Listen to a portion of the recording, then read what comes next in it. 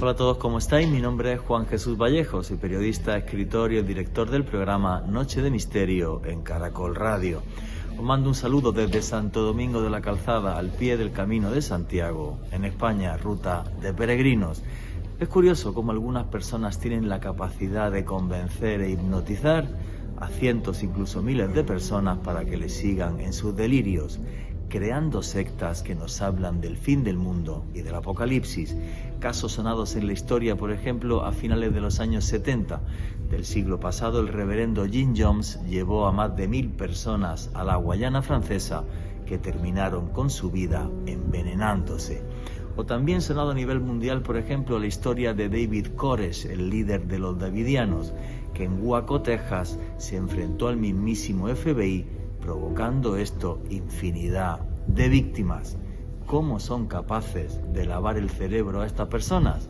Pues si queréis saberlo, no os perdáis el último podcast de Noche de Misterio en Caracol Radio. Sectas asesinas.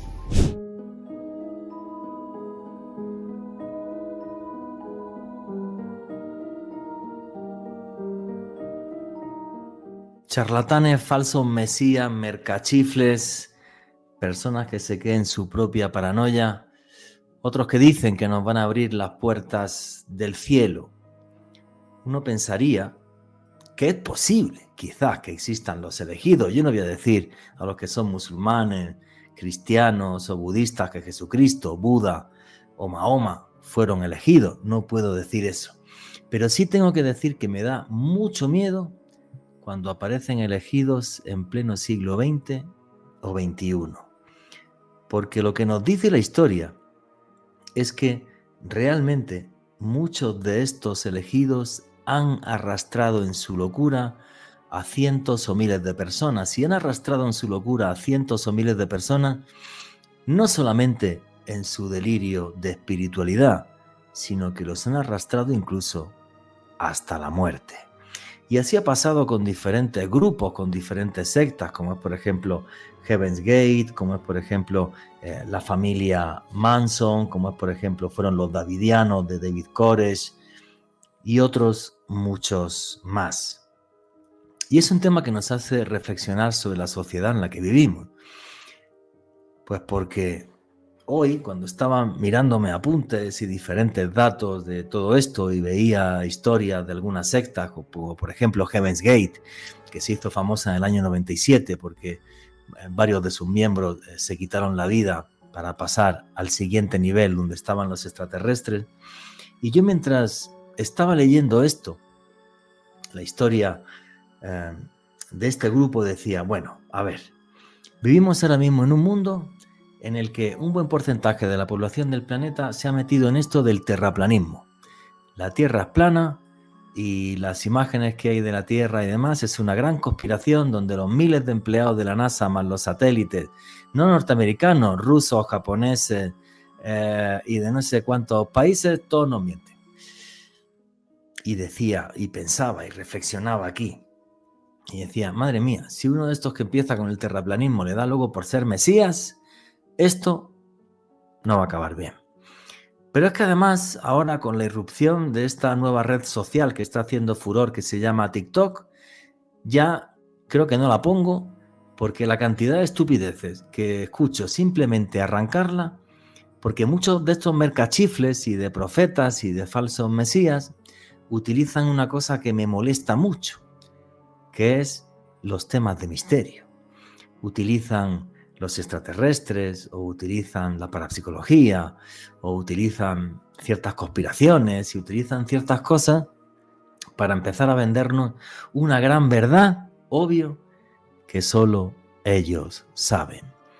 Y esto tiene mucha más fuerza de la que nos imaginamos, porque esta gente con ese tipo de mensaje lo que hace es sacar a muchas personas de la monotonía y llevarlos a entender, entre comillas digo esto, la verdadera realidad.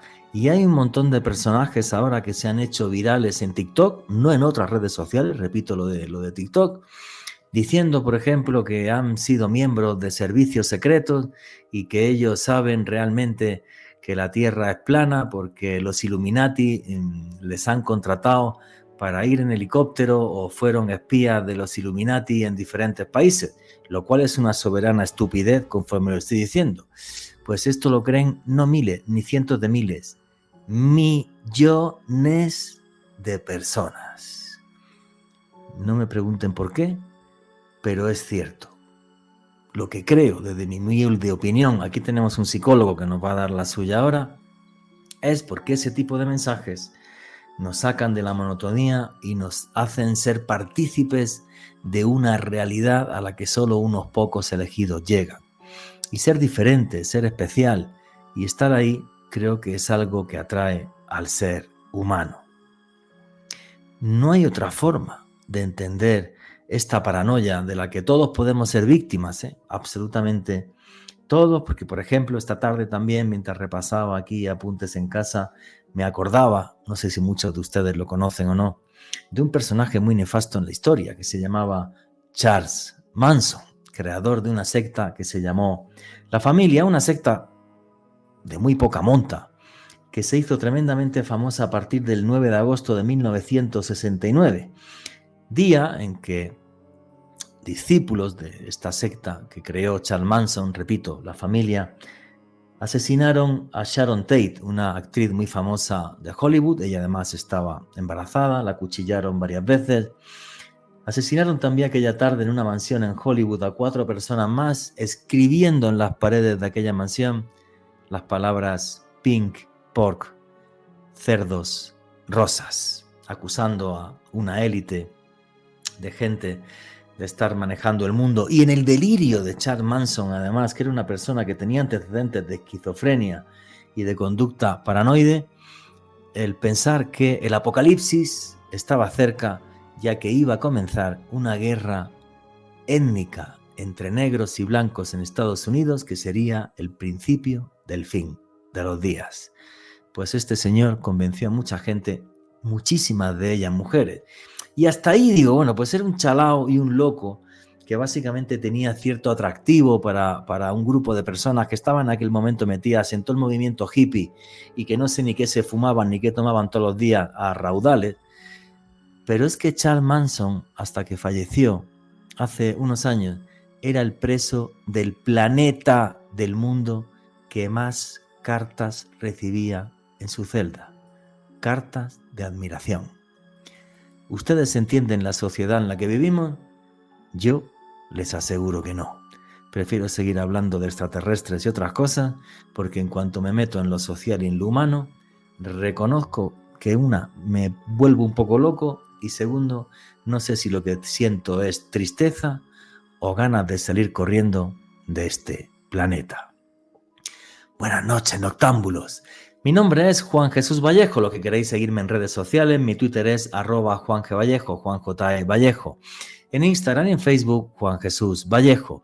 Y esto es otro programa de Noche de Misterio. Y aquí lo que hacemos es periodismo de misterio. Nosotros os ponemos los hechos encima de la mesa y vosotros decidís qué hay detrás y qué no.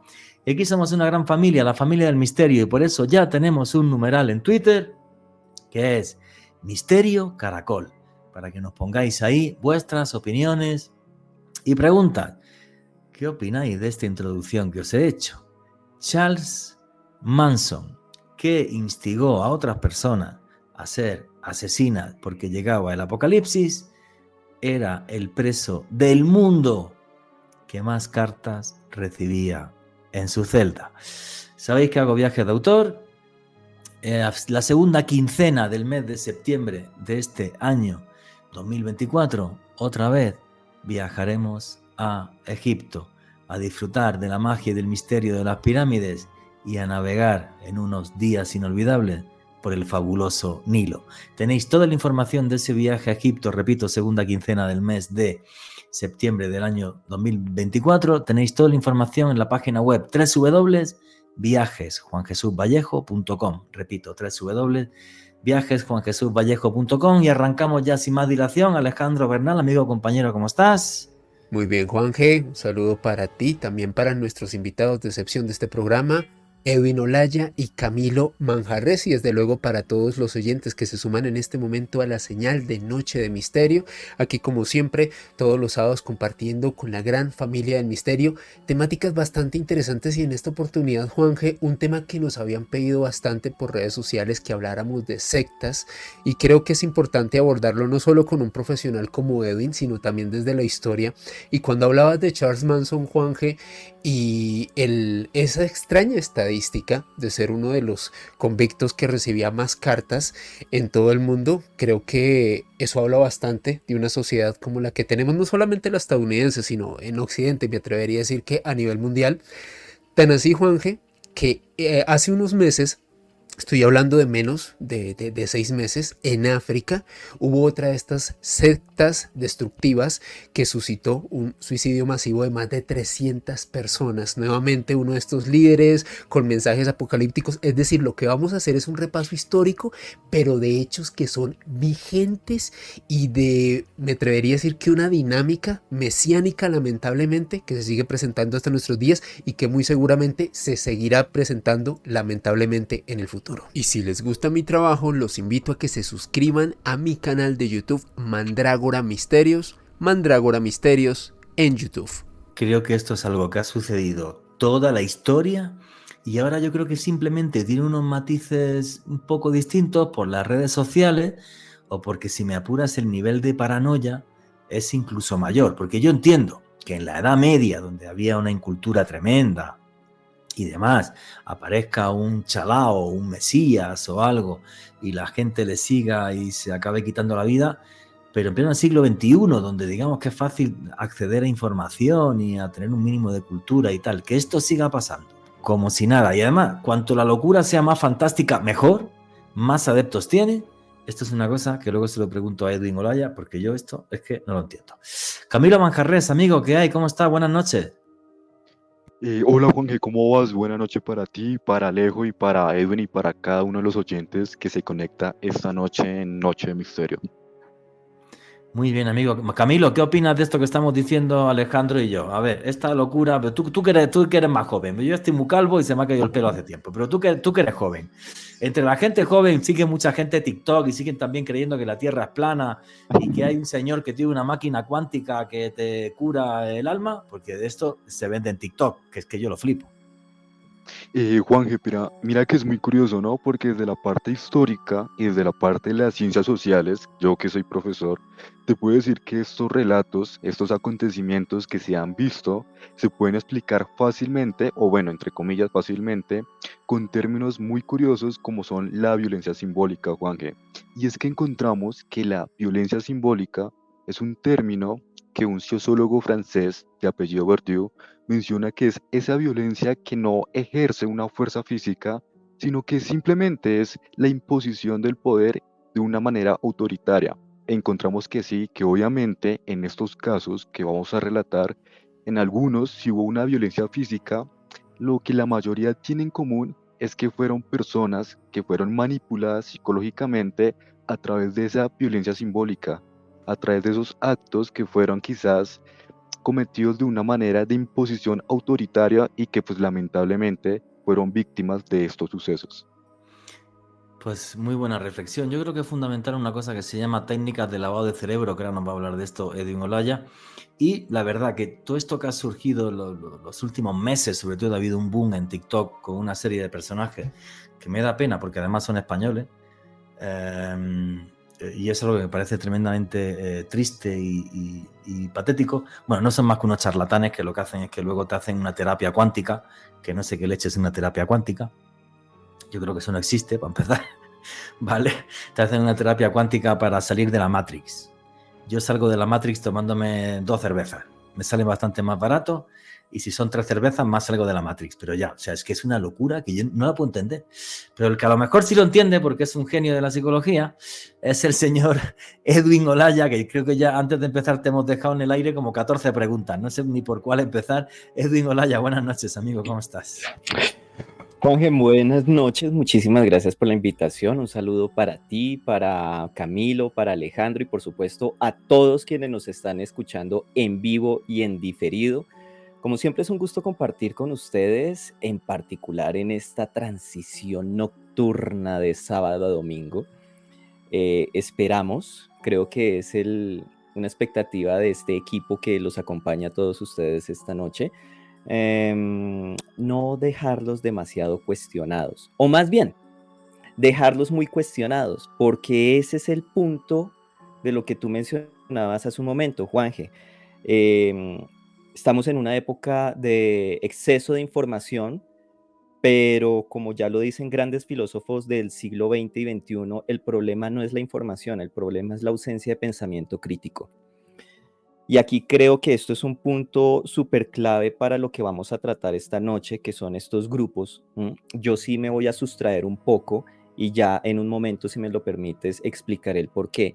Pero yo me voy a sustraer del uso de la palabra secta, porque realmente secta nos habla de una ideología religiosa principalmente, de hecho es de la etimología, ¿sí? La palabra secta tiene esa connotación y eso nos hace pensar y nos lleva a un estereotipo, y es que todas las sectas son de corte religioso, y por otro lado nos desdibuja la problemática muy compleja que hay detrás de esto. Pero por variar me estoy yendo por todo lado, entonces vamos, Juan Jesús, con lo primero.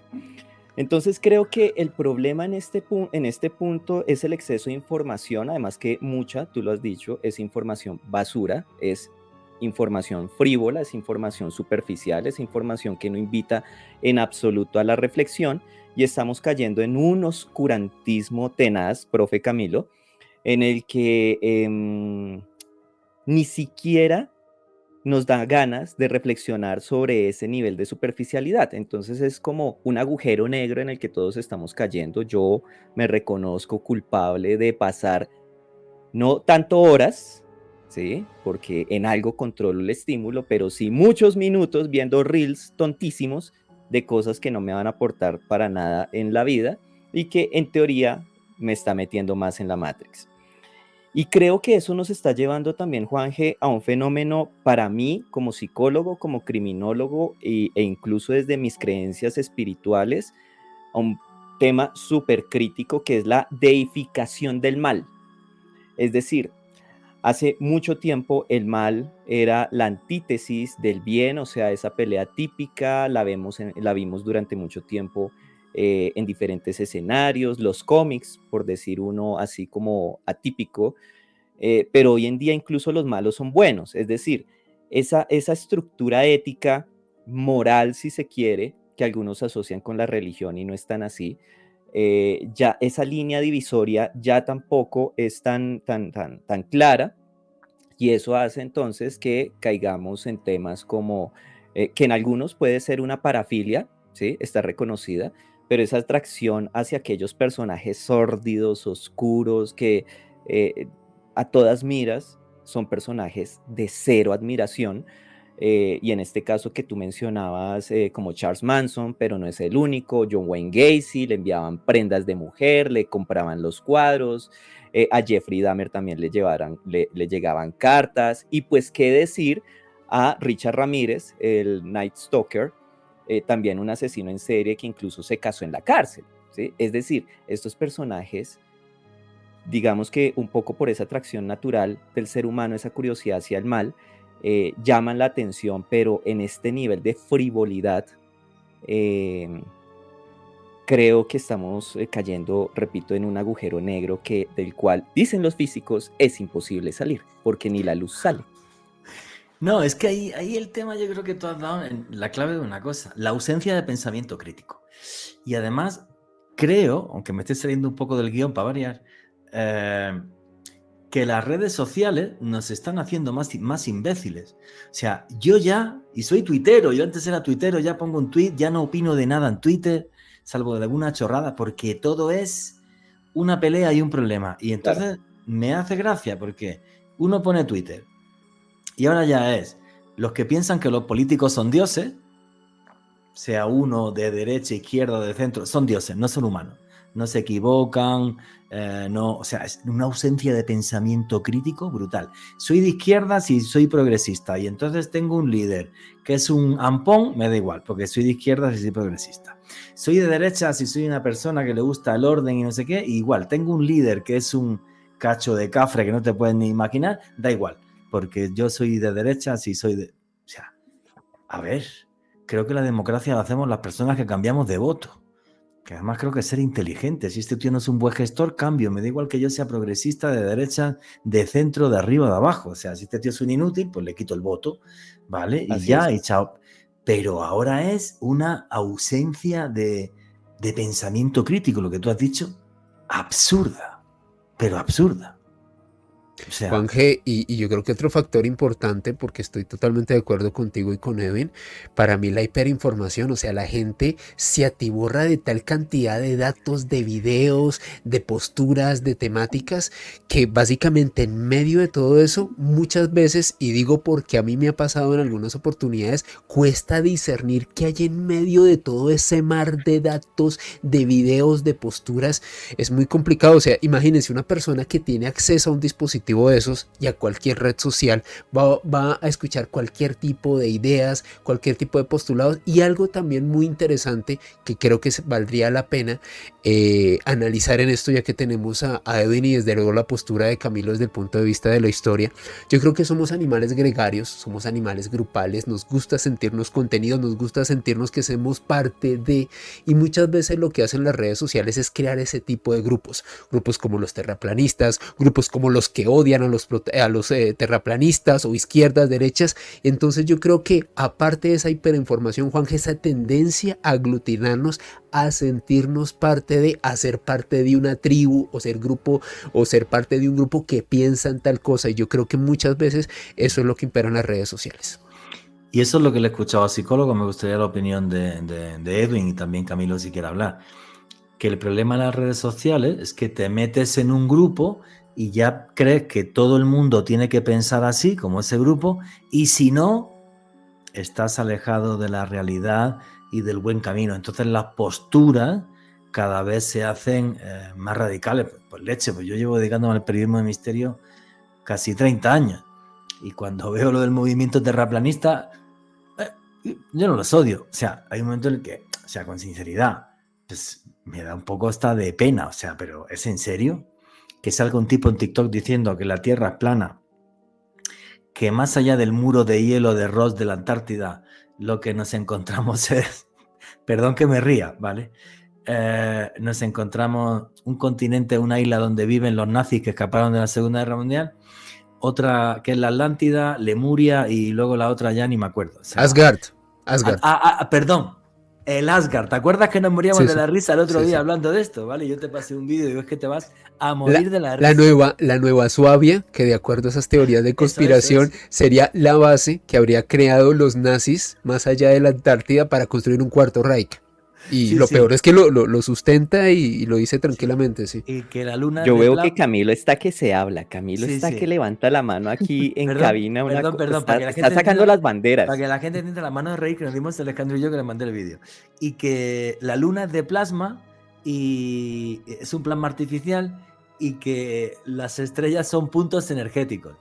Y, Y la luna refleja los continentes que hay en la Tierra. O sea, Eso. son un reflejo. las Sí. manchas de la luna, en las manchas de la luna están los continentes que hay más allá del muro de hielo. O sea, esto para una novela de ciencia ficción es genial. O sea, esa está brillante, ¿no? Pero, o sea, es como de... Y entonces, claro, esos personajes que te cuentan esa historia luego te dicen que tienen una máquina cuántica en la que puedes trascender en la Matrix pues eso, que cuando no estemos aquí y tal, irás a otro planeta distinto. O sea, no tengo palabras. Camilo Manjarres. Sí, Juanje, y de hecho, como Alejo lo comentaba, lamentablemente, ¿no? Nosotros, como tal, los jóvenes, o bueno, población en general, está careciendo de ese pensamiento crítico y pasamos a un pensamiento colectivo, Juanje. Y yo sé que de pronto en este momento los oyentes querrán saber qué es el pensamiento colectivo. Y es que hay un sociólogo francés de apellido Durkheim, el cual menciona que el pensamiento colectivo, Juanje, Alejo y Edwin, son esas creencias, valores y normas de una sociedad en particular y que es influenciada por el comportamiento de estas mismas creencias. Es decir, cómo una sociedad se deja influenciar por quizás alguna creencia, alguna norma, y ya que estamos hablando de las redes sociales, pues esta misma comunidad, estos miembros que hacen parte de esta comunidad, creen todo lo que están viendo en estas redes sociales, carecen de ese pensamiento crítico y automáticamente creen que eso es la realidad y están careciendo de esto. Entonces pasamos a un pensamiento colectivo como lo menciona Durkheim. O sea, es algo bastante pues lamentable, ¿no? Carecer del pensamiento crítico y atraparnos en ese pensamiento colectivo. Sí, un pensamiento colectivo que puede estar llevado por un líder que es un auténtico cenutrio, pero que tiene una buena locuacidad, y entonces eso hace que la gente se embelese con sus historias. Falta un minutito, pero nos falta la opinión del psicólogo de Edwin Olaya. ¿Qué opinas de esto que ha dicho Camilo Manjarrés del pensamiento colectivo? Y en el siguiente bloque ya, si arrancamos con las sectas que hicieron estas locuras en concreto. Sí, prometido. No, quiero recoger más bien lo que dice Alejandro en cuanto a esa sensación de grupo, pero realmente es una falsa sensación de grupo, ¿sí? De hecho, lo más paradójico es que yo me puedo unir a X grupo, ¿sí? Que eso lo aclaramos ahora cuando hablemos de estos grupos por una ideología y demás. Sin embargo, yo no soy yo. Eso en psicología, ya que estamos utilizando términos, se llama desindividuación. Es decir, el individuo deja de ser uno para convertirse en el grupo. Ya no hay individualidad. Por lo tanto, la paradoja acá es que al sumarme a un grupo, ya sea una secta o otro grupo pseudocientífico como el que estás mencionando, te veo muy enérgico con el tema del terraplanismo, Juanje, pero también pudo ser la moringa en pandemia. O el pelo de la Biblia. O el pelo de la Biblia. O el pelo de la Biblia y demás, ¿sí? Antes y después, lo paradójico es que el individuo deja de ser el individuo y eso nos lleva al mismo punto que planteaba al inicio. No hay hay problemas de identidad, ¿m? Y ante esa ausencia de identidad posiblemente encontramos una de las razones por las cuales no nos sentamos a reflexionar sobre lo que escuchamos, sobre lo que leemos y ya ni siquiera nos importa, porque al criticarlo, entonces los demás me rechazan. Y ahí está el fenómeno de la identidad y de entender quién soy yo versus quiénes son los demás y para qué me asocio. Buenísima esa reflexión de Edwin Olaya. Vuestras preguntas y comentarios a través del numeral Misterio Caracol. Y después de este primer bloque de introducción a esta locura colectiva, Edwin Olaya tiene razón con lo del terraplanismo. Pero el terraplanismo al principio me hacía gracia, la verdad, ¿vale? Y me vi un documental buenísimo que está en Netflix que se llama... Muy convincente. Sí, es verdad, o sea, al principio me hacía mucha gracia, ¿no? Y decía, bueno, pues ya está, pues hay personajes que con esto han empezado a hacerse conocidos y son como un grupúsculo ahí que cada vez tiene más miles de adeptos. Pero cuando yo empecé a leer del terraplanismo, porque como fenómeno sociológico me parecía una cosa maravillosa, ya resulta que los que crearon todo esto en Estados Unidos empezaban a vender viajes que te llevaban a la Antártida para que veas el mulo de hielo de Ross y te cobraban $20,000. O sea, que estaban pirados, pero a lo mejor no tanto. Y ahora han surgido estos personajes ya que son la versión 2.0. No hace falta que te vayas a que yo te enseñe el mulo de Ross en la Antártida que cuesta el viaje $15,000. Te hago una sesión cuántica de curación para que puedas salir de la Matrix y ver realmente que la Tierra es plana y que estamos dominados por los Illuminati, que resetean el mundo cada X siglos, que además se me ha olvidado el reseteo, que eso es buenísimo. También lo del reseteo, que resulta que nuestra historia ahora comenzó a finales del siglo XIX, antes esto mentira, incluyendo las pruebas arqueológicas, están ahí puestas por los Illuminati. Entonces, como Dios santo. O sea, el mundo se le fue la pelota. Pero en fin, empezamos a meternos en materia con este tipo de grupos y con este tipo de paranoia social. Alejandro Bernal, hay un grupo, un señor que se llamaba el reverendo Jim Jones, que en la Guayana provocó que falleciera muchísima gente creó él una secta que se llamaba el Templo del Pueblo. ¿En qué se basaba el Templo del Pueblo? ¿Quién es este personaje, Jim Jones, que hizo esta historia nefasta en la humanidad? Juanje, una cifra de 913 personas fallecieron tras un suicidio colectivo, adeptos a esta secta del templo de los discípulos. Se llamaba completamente el Templo del Pueblo de los Discípulos de Cristo. Tenía ese nombre tan grandilocuente. A propósito, ya que estamos hablando de esto, Juanje, que fue un movimiento religioso que surgió en los Estados Unidos en 1955, es decir, de mediados del siglo pasado. Y el gran líder y protagonista de esta historia es, como tú bien decías, James Warren Jones, más conocido como Jim Jones para los parceros, como dirían por ahí. Y Jim Jones era un personaje realmente que me parece que tiene una historia bastante interesante de analizar dentro del contexto y del tópico que estamos analizando en este programa, que son este tipo de grupos y estas sectas. Resulta, Juanje, que Jim Jones fue un hombre que nació en una familia de clase media en 1931 en Indiana, y tenía dos particularidades. Por un lado, su padre era miembro del Ku Klux Klan, miembro activo, o sea, casi nada, y su madre era una mujer que para la época, es decir, Jim Jones nació en 1931, hace casi un siglo, era una mujer que no correspondía ni al canon estético ni de comportamiento de la mujer de esa época del siglo XX. Era una mujer que, de acuerdo a los biógrafos de Jim Jones, usaba pantalón, fumaba mucho, decía que era la reencarnación de un hombre que había vivido en la guerra civil. O sea, ya en este sancocho mental creció Jim Jones, o sea, padre del Ku Klux Klan, mamá que fumaba y se vestía como hombre. Que era reencarnación de un hombre. Exacto, que era la reencarnación de un hombre. De la guerra, o sea, ya por ahí vamos bien. Entonces, en medio de este cóctel, de este sancocho mental y de esta familia tan particular en la que creció Jim Jones, pues fue un hombre que siempre notó, sobre todo por la influencia de su madre, que tenía que ser una búsqueda espiritual. Tan así se comenta que prácticamente a los 10 años Jim Jones comenzó a investigar sobre la Biblia, sobre el protestantismo, sobre esta corriente que hay en los Estados Unidos. Tan así que casi que desde los 12 años comenzó a hacer como unos protomítines, por así decirlo, a reunir a niños de su edad y a comentarle estos estudios que él había hecho, desde luego sin mucho conocimiento en la época. Es un hombre quien después de terminar su carrera universitaria, Juanje, conoce a la que sería su esposa, una mujer que era enfermera, y se une a la iglesia metodista. Y este detalle es importante dentro de la vida de Jim Jones, porque en esta iglesia metodista de la cual hizo parte, se formó como pastor, es decir, se instruyó para tener, en este caso, los conocimientos básicos, pues para llevar a cabo esta labor. Y en este punto, Juanje, Jim Jones forma junto a su esposa, su compañera sentimental, algo que se conoció como la familia arcoíris. Esta familia arcoíris era el grupo precursor a este templo del pueblo.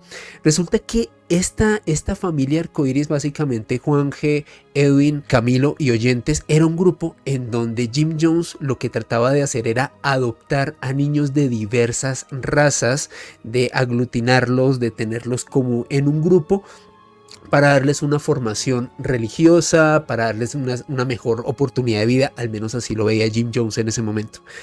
Resulta que en la medida en la que Jim Jones y su esposa fueron reclutando niños y otras personas, el grupo fue creciendo y se reformó y se convirtió posteriormente en lo que se conoció como el Templo del Pueblo. Y en medio de esto comenzaron a surgir una serie de sucesos particulares. Jim Jones, de acuerdo a su círculo cercano, decía ser la reencarnación de Lenin, de Jesucristo y de Buda. Hay que recordar que... De Lenin, perdón, que imagínate esa locura. Jesucristo y Buda lo entiendo, pero lo de Lenin... Era una locura, porque si Jim Lenin Jones... odiaba las religiones, era comunista.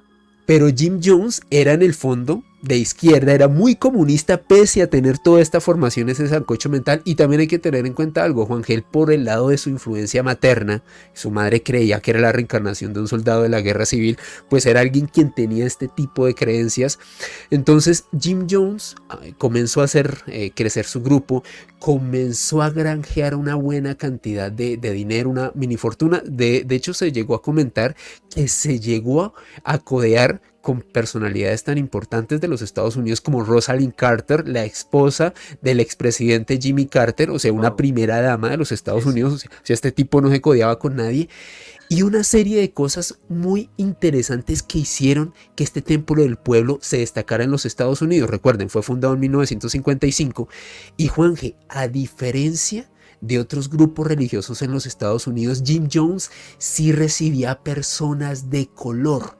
Y esto lo hacía destacar de otros líderes religiosos de la época. Para Jim Jones, o al menos lo que él postulaba dentro del grupo del Templo del Pueblo, es que no tendrían que haber diferencias raciales, y desde luego las personas de color se fueron también sumando a este movimiento. De hecho, se comenta que hubo una relación relativamente cercana entre Jim Jones y las Panteras Negras. Para contextualizar a nuestros oyentes, las Black Panthers, un movimiento ideológico militante que surgió en Estados Unidos a mediados del siglo pasado para reivindicar los derechos de las personas negras. Es que, claro, le quiero ponérselo un poquito de contexto, perdona.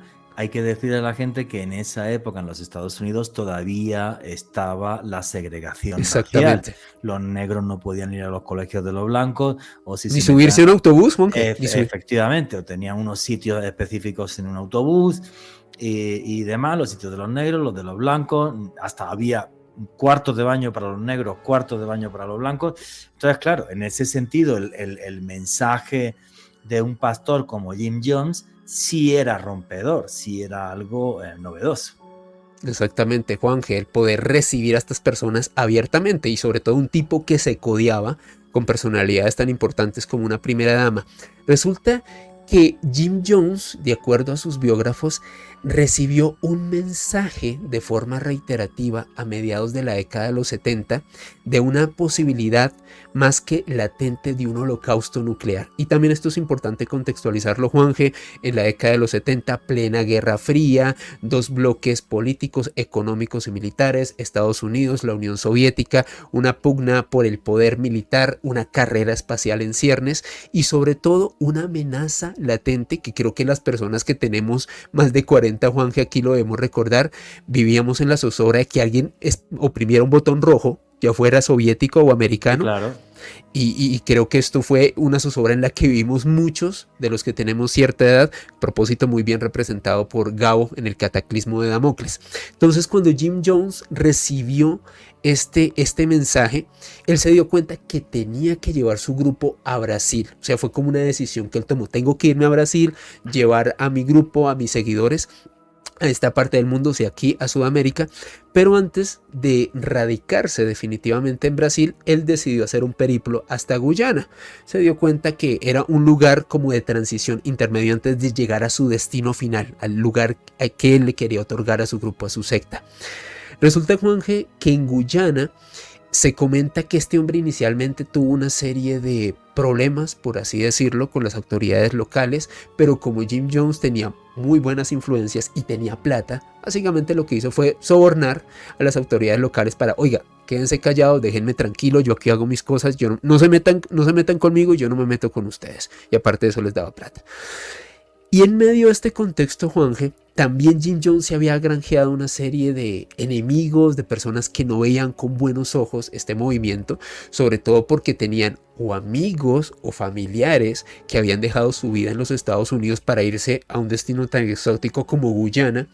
Y aquí es donde aparece uno de los grandes contradictores desde el ámbito de la política de Jim Jones, Leo J. Ryan, un hombre quien era un congresista estadounidense, y dijo: ok, yo la verdad, este cuentico de que se van a ir a Brasil, tengo que ir a verificarlo. Resulta que Leo Ryan viajó a Georgetown, allá a Guyana, Juanje, en compañía de unos periodistas. Es más, cuando llegó a la zona, se encontró con unas personas que hacían parte del grupo de Jim Jones, quienes realmente parecían estar arrepentidos de hacer parte de las actividades que se realizaban ahí. Según Leo Ryan y algunas de las personas que estaban con él, estas personas decían que sentían que estaban cansadas de ese continuo lavado de cerebro que tenían en el seno del grupo, que habían visto actitudes y actividades dentro del mismo que no les habían gustado, actividades dentro de las cuales estaban tráfico de drogas, de armas, o sea que no se sentían cómodos. Y resulta que en esta visita, Juanje, que realizó Leo Ryan el 14 de noviembre de 1978, cuando Jim Jones se enteró de la misma y se percató que Leo Ryan no solamente llegó con estos periodistas, sino que se llevaba a 14 de sus miembros, Jim Jones lo tomó de una forma muy personal, lo sintió como una afrenta, decidió ordenar a algunos de sus seguidores a que siguieran a Leo Ryan y a su comitiva hasta el aeropuerto, allá en Guyana, el aeropuerto de Puerto Kautuma. Y Juanje, básicamente sus seguidores balearon a este congresista estadounidense, a Leo Ryan, cuando iban llegando. Lo balearon, Juanje. Tanto a él como a sus acompañantes y a los 14 desertores, porque así los veía Jim Jones, desertores de su secta, los ultimaron. Y entonces en ese momento, para mí es el gran punto de inflexión de esta historia, Jim Jones se sintió en cierto modo acorralado. A ver, sus seguidores habían ultimado a un congresista de los Estados Unidos. Y eso no iba a acabar bien. Sabía que esto no le iba a salir gratis, así que este tipo dice lo siguiente, y abro comillas. Reúne a su grupo y dice: hemos obtenido todo lo que hemos querido en este mundo. Hemos tenido una buena vida y hemos sido amados. Acabemos con esto ya. Acabemos con esta agonía. Y tras decir ese discurso frente a todo este grupo, unas mujeres que eran, por decirlo así, enfermeras que hacían parte de este grupo, Juanje, repartieron cianuro mezclado con jugo de uva y se lo entregaron a las personas que estaban en ese momento en Guyana. Y de acuerdo al saldo inicial fueron 900 víctimas, pero el dato más reciente, Juanje, llega a 913 personas que perecieron en este suicidio masivo en Guyana con esta secta del Templo del Pueblo de Jim Jones en el año 1978. Pues lo has contado de una forma magistral, y cómo un tipo arrastra en su paranoia a un montón de gente, de repente se ve acorralado y entonces pues empieza a hablar del apocalipsis y tal y toda la historia, que hay que irse, y convence a más de 900 personas. Edwin Olaya, ¿qué puedes decir como psicólogo de una personalidad así? O sea, es terrorífico, ¿no? No voy a hablar de la personalidad de Jim todavía. Quiero, si me permites, hacer dos aclaraciones frente a lo que he mencionado, porque yo tuve acceso, conocimiento a los archivos de la investigación, porque esto obviamente tuvo una investigación federal, y esos archivos son de pública consulta. Lo primero, Juanje, frente a lo que tú dices de la paranoia de John, no aplica. O sea, Jim Jones realmente salió de Estados Unidos porque era la forma más fácil de evadir impuestos y de controlar a la gente, ¿sí? Wow. O sea, el tema del riesgo nuclear y demás era la idea que él vendió en algunos, pero realmente él no creyó nada de eso. O sea, él también asumió un rol, como un papel, ¿sí? Y eso es lo que hacen todos los líderes de este grupo de estos grupos de persuasión coercitiva, que así ese es el término más profesional, porque además está mencionando que la problemática de fondo, ¿sí? Entonces Jones lo que hace es realmente buscar dónde evitar el foco principal de la vigilancia del Estado, de la supervisión del Estado, además que él ya había tenido, como lo dijo Alejandro, un grupo previo, y en ese grupo ya había habido intervención por parte de agencias de investigación, porque dijeron qué es lo que está pasando en ese grupo. Lo otro es que más que este tipo, ¿por qué se va para Brasil? La visita de este congresista tiene que ver con que ya varias familias que estaban en este centro se quisieron ir. ¿Por qué? Porque básicamente lo que les vendieron en el folleto no aparecía por ningún lado. Es decir, compraron sobreplanos y nada de eso salió. Los campamentos, la vida tranquila, es más, en el campo, ¿recuerdan ustedes el episodio de Los Simpson? Que hay como una secta, el líder es bueno, el líder es exacto, no me acuerdo del cántico, está inspirado en esto, en el caso de Jones, porque se les ofreció, mejor dicho, una vida perfecta, pero además empezaron a ocurrir sucesos, que esto es muy reiterado, sucesos de abuso. ¿sí? De abuso de De menores o abuso de de mujeres. menores y también de mujeres, ¿sí? Vale. Porque Jones no manejaba todo solo, y ojo que este dato es crítico. Él tenía su grupo cercano. Todo buen líder de este grupo de persuasión coercitiva va a tener un grupo de confianza, así como tú tienes a Alejo, por ejemplo. Entonces, ¿qué sucede? Estos individuos estaban abusando de su rol y varias familias dijeron, uy, no, esto se está poniendo feo, nos queremos ir. Cuando le dijeron a Jones, nos vamos, él les dijo, listo, perfecto. Pero el primer intento que hicieron cuando fueron al aeropuerto, bueno, que decir aeropuerto es decir mucho, a la pista para que los recogieran, había hombres armados que les impidieron llegar. Esta información la hicieron llegar a sus familiares a Estados Unidos y algunos de ellos tenían nexos con el Congreso, y ahí es cuando aparece este hombre del cual ya nos habló muy bien Alejandro, diciendo, oiga, ¿cuál es la vaina ya?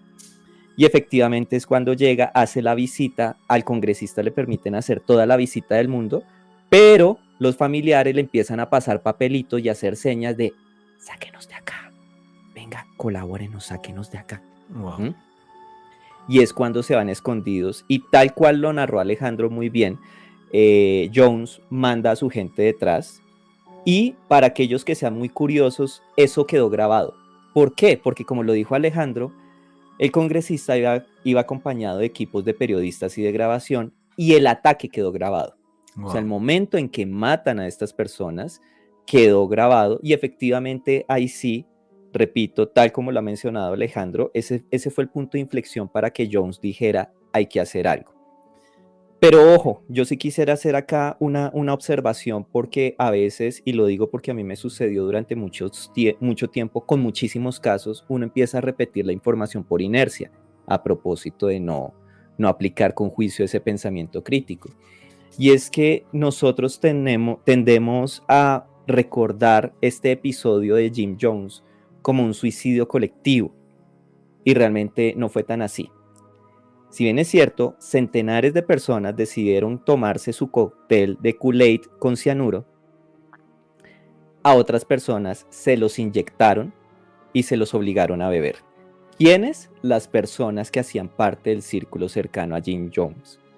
Es decir, esto no fue únicamente un suicidio colectivo, sino que también fue un homicidio en masa.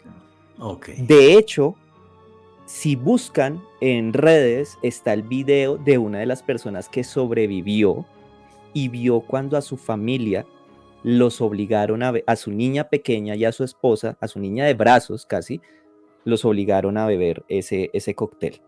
Y a él también, solo que él no bebió suficiente cantidad, y es de los pocos sobrevivientes, porque hay sobrevivientes del homicidio colectivo y del suicidio colectivo. Ahora, redondeando esta historia que muy bien nos contó Alejandro, yo quisiera, Juan Jesús, y también siendo coherente con lo que hablamos en el primer segmento, señalar lo siguiente: una llamada secta que realmente desde lo profesional y desde el abordaje psicológico y criminológico uno denomina como un grupo de persuasión coercitiva, un grupo de manipulación coercitiva o un grupo de influencia indebida, ¿vale? La clave de estos grupos, y ojo que ya lo mencionamos Alejandro y yo, no es la creencia, pilas con esto. Y eso tiene que ver con lo que empezamos a hablar hace un rato. O sea, puede haber gente que crea que la Tierra es un rombo si quieren, ¿sí? Ese no es el problema. El problema y lo que caracteriza a este tipo de grupos son las técnicas que utilizan para captar a las personas. Porque son técnicas, tú lo mencionabas hace un rato, Juanje, son técnicas de persuasión coercitiva que, digamos que coloquialmente llamamos de lavado de cerebro. Eso es lo que caracteriza a una secta. Entonces también para que nuestros oyentes vayan aterrizando que sí puede haber grupitos medio raros de lavado cuántico, en la terapia cuántica, perdón. Creo que les estamos haciendo demasiada divulgación. Publicidad, les sí. estamos haciendo publicidad gratis. Se van a forrar, tú verás todo el mundo en la terapia cuántica. Entonces, esas terapias raras, cuántica o no cuántica, tierra plana o tierra cúbica o lo que ustedes quieran y más, eso no los convierte en un grupo de este tipo. en una, entre comillas, secta. Lo que las convierte en sectas es como un líder junto con un equipo empieza a utilizar estas técnicas de lavado de cerebro para captar a la gente de modo tal que estas personas terminan con tales afectaciones psicológicas que desarrollan dependencia al líder y a los deseos del líder. Ahí está la clave de qué es lo que pasa realmente con estos grupos y por qué son tan difíciles, primero, de detectar y segundo, y esto a propósito de, prometo que voy a buscar el dato de una persona en Argentina que es un experto antisectas porque incluso él y su familia, yo no sé si Alejandro lo tiene referenciado, Sabún, ay, no me acuerdo. Es que con él, si no me falla la memoria, Juan, que hablamos en nuestra antigua etapa aquí en Caracol en la medianoche, pero se me olvida el apellido. Que él fue el único que salió, pero la familia todavía sigue en la secta, ¿sí o no, Alejo? Exacto, sí. Eso, él es un experto y él narra este tipo de cosas. Entonces, y ya me voy a callar para que el profe Camilo nos ilustre, pero lo cierto es que quiero dejar una pequeña observación también a todos ustedes. Miren, estos grupos no tienen que ver únicamente con religiosidad. Hay grupos políticos, hay sectas políticas, pilas con eso. Hay sectas esotéricas, hay grupos ufológicos incluso, hay filosóficos, bastante. Comerciales, pilas con esto. Sí, señor. Hay grupos comerciales que están acusados de secta. Bueno, perdón. Y pseudocientíficos, exacto. Sí. Esotéricos, entonces, ufológicos, comerciales y si me apura, hasta futbolísticos. Juan, antes de ir a la pausa y para confirmar el dato que nos daba Edwin, Pablo Salum, experto en sectas de Argentina. Gracias, Alejandro. Y de hecho, estoy fatal. Sí, pero sí recuerdo que ustedes hicieron un programa con él y aquellos que quieran indagar más, él tiene su página y además es un investigador de punta frente a esto. Me parece buenísimo y la reflexión que ha hecho Edwin Olaya me parece genial. Más importante incluso que la creencia, que puede ser que el gran Dios es el chicharrón, que es lo que opino yo, o que el gran Dios es la terapia cuántica universal, es la técnica de lavado de cerebro y el líder. Sí, efectivamente, pero luego te voy a preguntar por la técnica de lavado de cerebro, que es que ahora mismo no hay tiempo. Y luego le voy a dar también paso a Camilo, que no ha hablado en este bloque. Bueno, y aquí seguimos en Noche de Misterio, vuestras preguntas y comentarios a través del numeral Misterio Caracol. Y estábamos cerrando ya la historia de Jim Jones y la secta El Templo del Pueblo, que nos dio Edwin Olaya unos apuntes que no conocía y me he quedado en shock.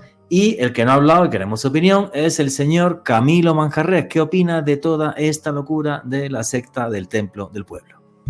Sí, Juanje, como lo mencionaba muy bien Edwin, esto es muy interesante ya que hay unos relatos que casi no se mencionan sobre lo que cometía Jim Jones, y es que él mencionaba los pasajes de la Biblia junto con textos de Karl Marx, y es más, alcanzó a tener hasta 6.000 adeptos en este grupo, ¿no? En esta secta.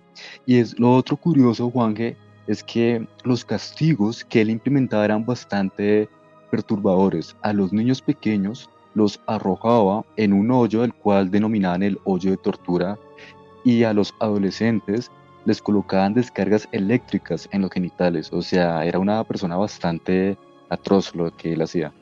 Súper cruel, o sea, súper cruel, y parece mentira qué control mental tenía de la gente que estaba en la secta para que ver que a tu hijo le hacen descargas eléctricas en los genitales y no ir con perdón a partirle la cara, que es lo mínimo que se merecería este caballero en ese instante. Edwin Olaya, ¿cómo se pueden resumir, que no creo, cómo son estas técnicas de lavado de cerebro? Porque yo creo que esta gente ni siquiera estudia psicología, sino que es que le sale de natural. Sí, de hecho son muy intuitivos. Algunos sí han revisado algún tipo de material, pero generalmente son muy intuitivos porque, y si me lo permites, quisiera yo que en el último bloque abordáramos sobre qué pasa con las personas, qué es lo que hay realmente en la cabeza de las personas que terminan siendo captadas por una secta. Pero por ahora, a propósito de lo que tú me dices, claro, estas técnicas de persuasión coercitiva se fundamentan en 3 bloques principales. El primero, el control ambiental y físico. El segundo tiene que ver con el control emocional. Y el tercero que varía muchísimo de grupo a grupo teniendo en cuenta sus creencias, son la producción de estados disociativos. ¿Ok? ¿Eso qué es, tío? Explícame bien eso, los estados Estados disociativos. disociativos. Ya voy para allá. Entonces, ojo con esto para todos. Nos voy a poner en situación. Pensemos que alguien nos empieza a ofrecer la participación en un grupo. Inicialmente, ningún grupo de persuasión coercitiva se va a mostrar como el coco desde el principio, ¿sí? ¿Por qué? Como lo decíamos con Juan Jesús hace un momento en el descanso, lo voy a decir así, sí, en el descanso, en el break. Los líderes estos líderes de grupo son muy buenos vendedores, entonces de entrada te van a vender lo mejor del mundo de este grupo. ¿Qué pasa? Cuando ya la persona está entrando a ese grupo, entonces lo que empieza a desarrollarse es en paralelo todos los controles, pero el principal es el control ambiental y físico, que tiene que ver con aislar a la persona. Por eso Jones quería sacar y llevar a toda su gente a otro país. ¿Por qué? Porque aislar a las personas limita que venga discursos críticos o de contradicción frente a lo que te está diciendo tu líder. Entonces mi esposa ya no va a tener la oportunidad, si no hace parte del grupo, ya no va a tener la oportunidad de discutirme, oiga, eso suena raro, ¿cómo así que ir hasta el Polo Norte para ver el gran muro de hielo de Roth, sí. El gran muro de hielo de Asgard y yo no sé qué más cosas, y bueno, ¿sí? Entonces hay que aislarlo. Parte de ese aislamiento también se va a nutrir con el control y la manipulación de la información. ¿Qué tipo de información creen ustedes que le va a llegar a la persona que ha sido captada? ¿Lo que dicen los noticieros? No, lo primero que hacen todos estos grupos es prohibirte que vean los medios de comunicación. Es lo primero. Y entonces, ¿qué información te va a llegar? Lo que el líder decida, y si el líder se pone creativo, como nos acabó de mencionar Camilo, si se pone a mezclar textos, ¿sí? Haciendo un popurrí literario, pues eso es lo que le va a llegar a la persona. Entonces, fíjense que yo ahí estoy controlando qué es lo que va a llegar al cerebro de esta persona. Y además, dentro de ese aislamiento de información, yo voy a crear nuevas estructuras de lenguaje, es decir, yo le voy a insertar términos, palabras, conceptos que hacen parte de mi ideología, si me permiten el término. Y digamos que este control ambiental también se extiende a lo económico, a lo alimenticio incluso. Algunos han llegado a buscar el debilitamiento físico a partir de la supresión de alimentos, porque como tú bien lo sabes, Juan Jesús y Alejandro, a partir de ustedes que les gustan esas historias de la Segunda Guerra y todo el tema, y de la CIA y todo el rollo, cuando yo debilito el cuerpo, mis recursos psicológicos para enfrentar mis mecanismos de afrontamiento tal cual se van al piso. Es que, Edwin, sobre lo que tú dices, para Juanje, Camilo y los oyentes, Paul Entenge Mackenzie, un hombre quien fue líder de esta secta de Kenia de la que les hablé en la introducción del programa, donde hubo más de 300 personas muertas hace menos de medio año. El método o uno de los métodos que utilizaba de coacción con los seguidores de su grupo era obligarlos literalmente a ayunar. Y de hecho, muchos de ellos perecieron, Juanje, porque este hombre literalmente les dijo, mueran de hambre. O sea, dejen de comer, abandónense. Y muchos le hicieron caso, Juanje. O sea que imagínate tal nivel de control para darle esa sugerencia o esa orden a una persona y que esa persona lo siga pese a sus necesidades biológicas. Y lo que voy a decir ahora, insultos @ Juan G. Vallejo, muchas de estas sectas, cuando imponen un veganismo, sin que además se tengan que tomar vitamina B12, que yo tengo una prima que es vegana y su marido y no pasa nada, los niños están sanísimos y me encanta que tengo amigos vegetarianos, pero si yo te impongo un veganismo sin tomar ciertos complementos vitamínicos y demás, va a bajar tu capacidad de raciocinio, lo dice la ciencia, no lo digo yo. Sí, claro. Sí, claro. Total, o sea, fíjense cómo este control va muy a limitar la capacidad del sujeto y obviamente ¿a qué? A disminuirlo. Entonces ahí yo estoy trabajando como líder de un grupo en que en la retención principalmente pero poco a poco voy jugando también con el adoctrinamiento. ¿Listo? La segunda parte de estas técnicas de persuasión coercitiva tienen que ver con el control emocional. Entonces, que esto es lo que más daño hace todavía. O sea, aquí es donde están las repercusiones psicológicas y psiquiátricas. Y es que a partir de técnicas de intimidación, de amenaza, así como ya lo vimos con Jim Jones y lo vamos a ver con otro caso que el profe Camilo nos va a presentar en este momento, a través del desprecio, la humillación, conductas de rechazo, de castigo público, de fomentar, por ejemplo, sentimientos de culpa frente a quién eras tú antes de estar en este grupo y quién puedes llegar a ser si nos abandonas. ¿Mm? Porque recordemos que acá la persona ya tiene un sentimiento de dependencia creciente. Por lo tanto, sentir que ya no tiene familia afuera, que mi familia somos los que estamos acá, ¿qué voy a hacer yo afuera? Y además, ¿cómo es posible que yo no valore lo que me están ofreciendo?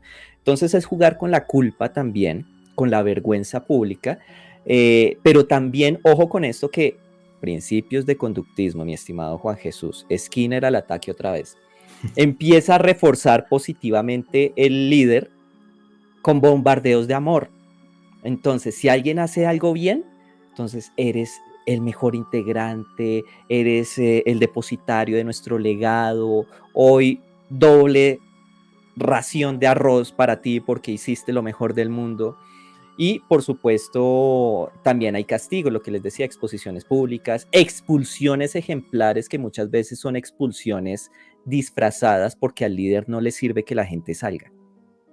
Así no fluyan con la ideología, a mí me sirve porque es chivo expiatorio para castigar triangulando a otros, ¿vale? ¿Qué ibas a decir, Juanje? No, iba a decir una cosa que es fundamental. Cuando yo en algún momento de mi vida escribí de esto, entrevisté a otros psicólogos o psiquiatras en España. Imagínate una persona que tiene ciertos problemas familiares y de repente llega a un grupo en el que ves algo fabuloso de la realidad que el resto de gente no ve, como que va a llegar el fin del mundo o que los Correcto. extraterrestres son tus amigos, y además te dan el cariño que en tu casa no tienes. Total. Tienes una familia nueva, que es mejor que la tuya, porque te dan cariño, tal. O sea, entonces Suplen tus necesidades. Es imbatible, sí, claro. Exacto. Y la última técnica, no son las únicas, pero digamos que son los principales pilares del famoso lavado de cerebro, es la producción de estados disociativos. Y esto funciona mucho, sobre todo cuando las creencias son de tipo religiosa, esotérica, pseudocientífica, incluso hasta ufológica, porque Sí, claro. a través de algunas sustancias se provocan estados de trance, estados disociativos, de alucinación, que la persona va a percibir como el maestro me tocó y vi y saboreé los colores, por decir algo. Sí, claro. Entonces Juanje, eso le da un matiz perdóname un segundito, de sí. misticismo, Alejo, a esta experiencia, sintiéndola la persona como si fuera real. O sea, la producción de estados disociativos es súper poderoso y por eso digo que aquí ya la persona está totalmente retenida. Bueno, Es que sobre lo que decía, y perdóname por interrumpirte, Juanje, pero es que me picó la lengua el parcero, lo que hacía Hassan y Sabah con los Hashashin, que les mostraba el cielo.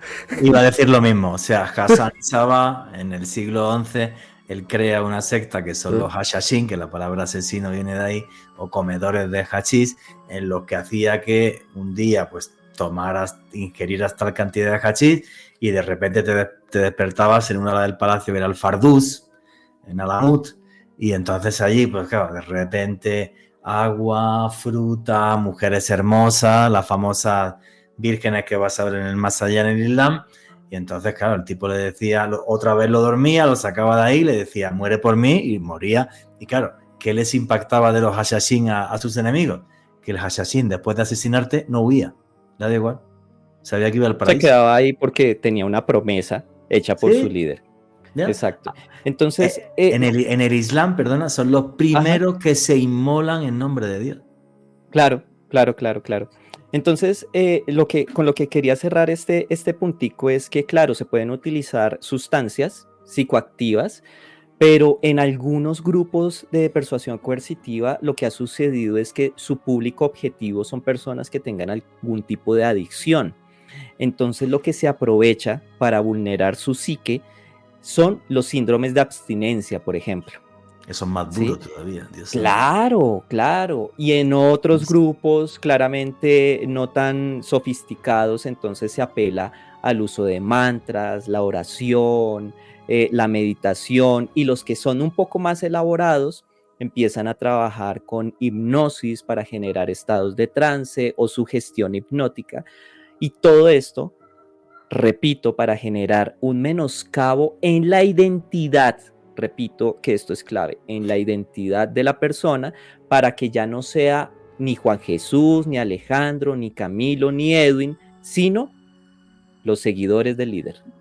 Claro, me he acordado además, por ejemplo, otras sectas utilizan el sexo. Los famosos Clistin, los que tuvo Gregory Yefimovich, Rasputin, que hacían una ceremonia en la que estaban girando hasta que estaban en trance y entonces le decían la gran transformación y luego se ponían todos a tirar pero como locos, ¿vale? Y llegaban a estados de éxtasis a través del sexo, que no deja Ese de es ser... un estado disociativo, claro. Y además que los giros, el baile de giros, tú que conoces mucho Oriente Medio, Sí. como los sufi, creo El que se sufismo, llaman. los sufís, El sí, sufismo, el exactamente, sufismo. también tiene una estructura espiritual y religiosa, y los giros se ha demostrado tienen la misma capacidad que una sustancia alucinógena, entonces Sí, claro. todo va relacionado. Ujú. Sí, claro, Entonces, efectivamente. esa es a grandes rasgos, ni más faltaba, no vamos a entrar en detalles, uno nunca sabe, hay que cuidar a nuestros oyentes, pero cuando empiece a suceder esto con alguien cercano o con ustedes mismos, pilas, porque eso no va bien. He dicho. Sí, no va bien y luego llega un punto en el que ir para atrás es muy complicado.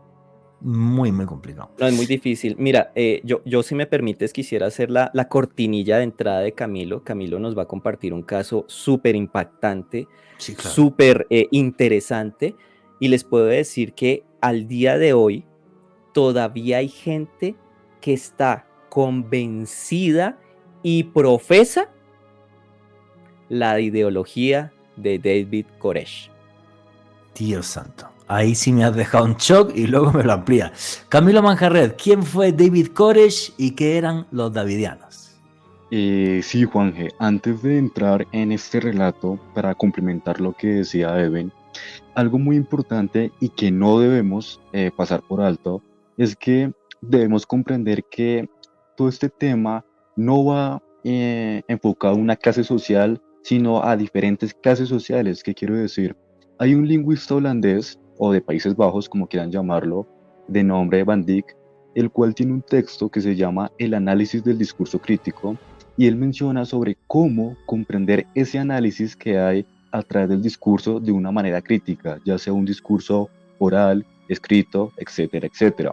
Y esto me parece sumamente importante mencionarlo, ya que como muy bien lo hemos dicho, existe una secta, y ojo, lo leo rápidamente, se los cuento a los oyentes y a ustedes, de nombre Nexium, la cual fue fundada por Kit Rainier. Este sujeto, Juanje, y le quiero compartir a todos los oyentes, fue condenado a 120 años de cárcel, nada más y menos, por practicar esclavitud sexual, manipulación psicológica, y todo porque, según palabras de él, había creado una empresa de nombre Nexium, la cual se encargaba de ser como un coach motivacional, por así decirlo. En 1998 fundó esta empresa de la mano del marketing y practicaba pues seminarios donde las personas debían pagar $7.500, Juanje, para crecer y ser mejores, ya sea empresarios, mejores personas, ser como visionarios y ganadores. En 2015, este sujeto fundó dos grupos, un grupo secreto llamado el grupo número 2, y en este grupo, Juanje, Alejo y Edwin, él manipulaba a las mujeres, las quemaba de manera física, o sea, las marcaba como si fueran reses, como si fueran vacas, las violaba y las obligaba a que estas mujeres reclutaran otras mujeres más para su antojo, para violarlas también. Ojo, un dato muy importante es que, bueno, fue condenado a 120 años de cárcel y una actriz norteamericana bastante importante de nombre Alison Mack, que trabajó en la serie Smallville. No sé si Alejo o Juanje alguna vez la habrán visto. Sí, sí. Esta actriz era una de las encargadas de llevarle mujeres inocentes para que las violara, para que fueran esclavas sexuales, y pues esta joven actriz también fue condenada a prisión, pero pues como ella testificó, solo le dieron 3 años de cárcel. O sea, un grupo que inicialmente fue fundado para un desarrollo personal terminó siendo una fachada para ser una organización destructiva con prácticas de esclavitud sexual y manipulación psicológica. Y un dato no menor, ya terminando rápidamente, esta empresa llegó a México en el 2007 y miembros, ojo, escuchen muy bien, miembros de la familia del expresidente Salinas estuvieron presentes en la inauguración de esta empresa, y se cree que el hijo del expresidente Carlos Salinas tuvo contactos con este sujeto, con Kit Rainier, y también llevaba mujeres para esta secta. Fuente de la BBC, no me lo estoy inventando yo. No, pero es que me parece genial que esto además 2007 es hace 3 días. Eh, Aquí la clave además es lo que ha dicho Edwin, que este tipo de grupos, vale, yo me he metido con los terraplanistas y tal, que me parecen genial los terraplanistas, pero no la paranoia que se está montando ahora, porque me recuerda el principio de una secta. Terraplanista, perfecto, pero no, ya empiezo a darte una terapia cuántica para que empieces a mejorar tu vida y salgas de la Matrix. Eso ya me huele súper feo, ¿vale? El negocio, Juanje, el negocio detrás de todo eso. El negocio. Pero, por ejemplo, fijaros, ¿no? Esta que ha contado Camilo Manjarret, que no sepa que hago los guiones, pero luego cada uno cuenta lo que quiere, y yo además no digo ni a contar lo mío, pero es que buenísimo lo que ha contado Camilo Manjarret. No hacía falta un tema espiritual ni no sé qué, no, simplemente mejoramiento personal, en plan coaching empresarial. Y flipa la que montó este tipo, el Kid Rainier. No conocía esa historia, me encantó lo que contó Camilo, porque me pareció una cosa, pero tremenda. O sea, tengan mucho cuidado con los mesías, sea en el campo que sea, desde lo económico, en lo empresarial, en el fútbol o en los ovnis, en cualquier cosa. Cuidadito con los mesías, que no me fío mucho de ellos. Y ahora sí, aunque tenemos 5 minutos para acabar este bloque, luego no te preocupes, Camilo, porque podemos seguir en el siguiente. ¿Quién fue David Koresh y los famosos davidianos? Que yo creo que muchísima de la gente que nos oye, y comentábamos fuera de micros antes, es la primera vez que yo en televisión veo allí un tiroteo increíble en torno a una secta, y esto fue una cosa que me impactó cuando adolescente. ¿Qué fue lo que sucedió y quién era este personaje, Camilo? Sí, Juanje, bueno, partamos del hecho que los davidianos en realidad eran 2 sectas religiosas. Estaban los davidianos y la rama de los davidianos, o sea, la rama. ¿Qué ocurre? Estas sectas, que eran totalmente diferentes, una surge en 1930, conocida como los davidianos, y su fundador fue un señor que ya pues murió, de nombre Víctor Hounsel, y después de su muerte surge esta nueva corriente denominada la rama de los davidianos. ¿Qué ocurre? El grupo de los davidianos tradicionales, como lo he mencionado, este señor, este fundador, que nació en Bulgaria el 2 de marzo de 1885, él decidió pues emigrar a los Estados Unidos, y en este lugar, en Texas, precisamente en Waco, decide pues crear como esta nueva religión. Como lo he mencionado, este sujeto muere y pues surge esta rama de los davidianos. En esta segunda rama que surge, llega una persona bastante peculiar de nombre David Koresh. Este personaje, Juanje, Edwin y Alejo, fue el encargado de cometer prácticamente, o así denominarlo, como una masacre bárbara. ¿Por qué? Koresh nació en Texas, pero ojo, su nombre real era Vernon Howell. Fue el hijo de una señora que lo tuvo bastante joven, una madre adolescente, que tristemente lo abandonó y lo dejó al cuidado de su abuelo. Partiendo de esto, pues ya comenzó con una vida bastante difícil, ¿no? Su infancia fue solitaria, Juanje, no le gustaba relacionarse con las demás personas. También toca tener presente que nadie se ocupaba de él, o sea, pues su abuela sí lo cuidaba, pero pues le hacía como el quite de vez en cuando. Y ojo, en algunas ocasiones fue violado y golpeado por chicos mayores y menores de él. Según se menciona, Juanje, también era constante en los abusos sexuales que sufría por hombres mayores y se cree que en algún momento también fue víctima de una violación en el propio colegio. ¿Qué pasa? Cuando pasó el tiempo y ya cuando este personaje, David Koresh, fue creciendo y ya fue más o menos adulto, decidió profundizar sus estudios en lecturas bíblicas y comenzó a concurrir a la Iglesia Bautista del Sur, Juan. En este lugar, él estuvo un tiempo, pero pues no fue mucho de su agrado y decidió abandonar rápidamente este lugar y decidió visitar a su madre, la cual pertenecía a la Iglesia Adventista del Séptimo Día. Aquí pues tuvo una pequeña relación con ella, empezó como a retomar esos vínculos entre madre e hijo, pero pues no de una manera ideal. En 1981, este sujeto, Koresh, tomó la decisión de mudarse a Waco, Juanje, en Texas, y allí se inició en la rama de los davidianos, como lo he mencionado.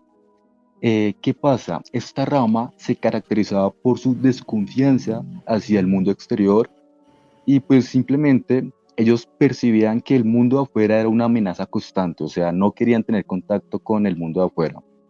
Por este motivo, ellos decidieron pues tener armas de fuego y municiones, ya que desconfiaban de las personas de afuera. Algunos años después, precisamente 2 años después, este sujeto tuvo un romance con la líder de esta secta, una señora de 60 años. En este momento, David Koresh, en aquel entonces tenía solo 23, 24 años, entonces pues había una diferencia bastante amplia en edades, y él, en este punto, él se autoproclamó entonces como el Dios supremo, que él había tenido una visión de Dios y le había dado un don, el cual él supuestamente tendría que engendrar, bueno, él tenía que dar vida a un nuevo Mesías, por así decirlo. Él se autoproclamaba un Mesías y asimismo él decía que iba a traer a la vida a un nuevo Mesías. Por esto, él tenía el derecho de violar a diferentes mujeres de la secta porque pues él decía que él tenía que tener un hijo, entonces él se metía con niñas, con adolescentes y mujeres mayores. Con la excusa de que tenía que tener sexo con ellas porque de algunas nacería el Mesías. Correcto, Juan, con esa excusa Dios. tan rebuscada. Dios santo, qué auténtica locura. Te tengo que cortar, Camilo, porque estamos llegando al final del bloque, pero luego nos sigues contando esa historia y las creencias de estos davidianos que son de locura, que me imagino que irán como todos. Vuelta al cristianismo primitivo, vivimos todos en comunidad, somos buenos, no me fío de los demás, en fin, lo de siempre. Y aquí seguimos en Noche de Misterio, vuestras preguntas y comentarios a través del numeral Misterio Caracol. Y nos estaba contando Camilo Manjarres las creencias de los davidianos y bueno, que son una secta dentro de una secta, que esto es una cosa ya de re loco, de este tal David Koresh que tiene un affair con una señora que era la líder de la secta, tiene una visión, dice que de él van a hacer el nuevo Mesías y esa era la excusa para tener sexo con todas las personas que estaban allí. ¿Y cómo sigue esta historia de locos, Camilo? Pues Juanje, llega el año de 1993 y de acuerdo a la evidencia obtendría por el Departamento de Estado, este sujeto, el líder de los davidianos, cometió actos de violación y abuso infantil a niñas de entre los 8 y 11 años, o sea, un ser bastante despreciable lo que hacía este sujeto.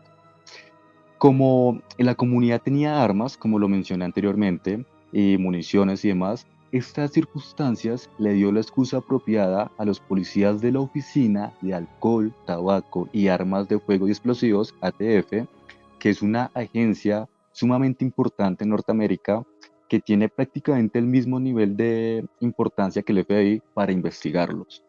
Llega el año de 1992, Juanje, Alejo y Edwin, y es aquí donde el FBI comienza a vigilar constantemente esta secta. Empiezan a ir a este lugar, llegan cerca a un edificio y empiezan como a vigilarlos porque pues les parece bastante peculiar lo que está ocurriendo acá. Los davidianos se armaron y tomaron posiciones de defensa al darse cuenta que el FBI los estaba espiando. Es más, según se ha mencionado, se cree que había un agente del FBI que estaba infiltrado y pues por esto fue que esta secta, este grupo de personas se dio cuenta que los estaban espiando. En un momento no se ha logrado determinar quién fue el que comenzó la disputa. Empiezan a dispararse mutuamente tanto agentes del FBI como personas de este grupo, de esta secta, en el 92. y pues hay una ráfaga de disparos, Juan. Obviamente hay personas heridas, demás, pero eso no queda hasta ahí. Terminan de cierta manera como el tiroteo, por decirlo así en palabras coloquiales, y pues el FBI decide cortar la electricidad, decide quitar el agua y colocar música con parlantes bastante grandes, pero no música bonita, como estarán pensando los oyentes, sino música como Thrash sonidos de metal. cerdos. Sí, Y sí, thrash prácticamente. metal. Tortura psicológica, sí, tras metal, sonidos de cerdos que están como apareándose, como Bueno, oliendo. así Sí, sacó la CIA a Noriega, al dictador de Panamá de la casa. No aguantó 24 horas con la música a todo trapo así. O sea, para que os Juanje, y hagáis una idea. también esa táctica de manipulación psicológica la usó el ejército de los Estados Unidos contra el Vietcong en Vietnam. O sea, no era una táctica nueva. No, no, no. Y no es, correcto. os parece una tontería así, pero ponte 24 horas a escuchar thrash metal y sonidos desagradables. O sea, no aguantas, te vuelves loco. O Perdona, Camilo. reggaetón. Bueno, Esa es Tampoco peor podría. tortura. Sí, O sea, sí, porque le echaste el hate al thrash metal y, hombre, entre perdón, gustos, eso la no es heladería. tortura, eso es intento de asesinato. Pero bueno, todos estamos de acuerdo, sí. continúa, Camilo, perdón. No, tranquilo. Y bueno, entonces, ¿qué ocurre? Esta técnica de tortura dura 51 días, Juan Alejo y Edwin, o sea, 51 días 51 días.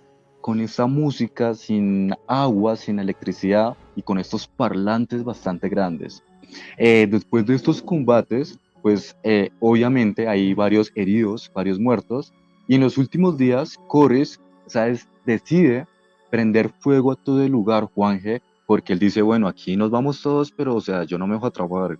Y este sujeto prende fuego a este lugar, dejando así pues varios muertos y terminando con su propia vida. Las fotografías son bastante fuertes porque pues se lograron tomar fotos de cómo quedaron los cadáveres de estas personas y los videos que circulan es bastante, o sea, perturbador. Parece una pequeña guerra porque ven disparos, se ve fuego, o sea, fue un acontecimiento bastante triste y lamentable que ocurrió en Waco, en Texas.